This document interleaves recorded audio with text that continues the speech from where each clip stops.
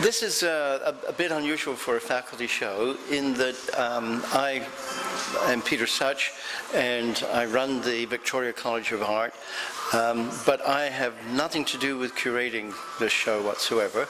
The show has been curated by Polychrome Gallery proprietors, which is Sean and Mary Shepherd. And so they talked to and did site visits with most of the faculty that teach at the Victoria College of Art, and this is the show that ensued in their wonderful, pretty new gallery on Fort Street here in Victoria, which has become very notable. So we're kind of thrilled that most of our faculty were asked by Mary and Sean to be part of the show.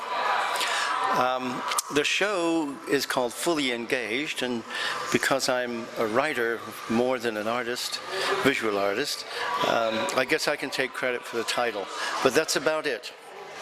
The title really is to do with the fact that these people who are on show in this gallery are not only wonderful artists and having to live and work as independent artists, but they're also really fully engaged in many ways in the whole art scene in Victoria.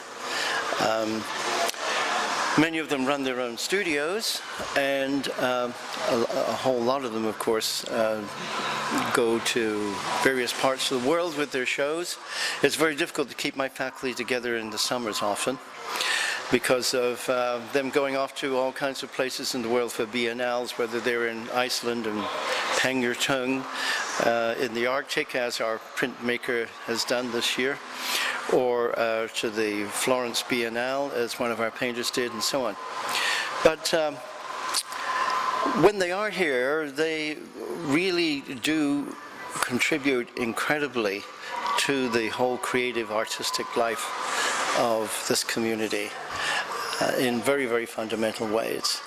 And they've been doing this, not them individually, but the college has been doing this for 37 years now. So actually, very much this college has had a kind of influence on art and art consciousness on BC's West Coast for quite some time.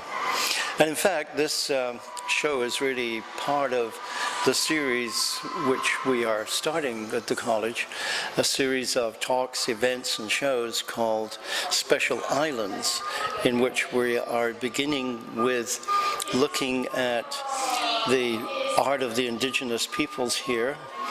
And there was not just one art, of course, but there are many First Nations of indigenous peoples here with their own style and variety, which grows out of their culture.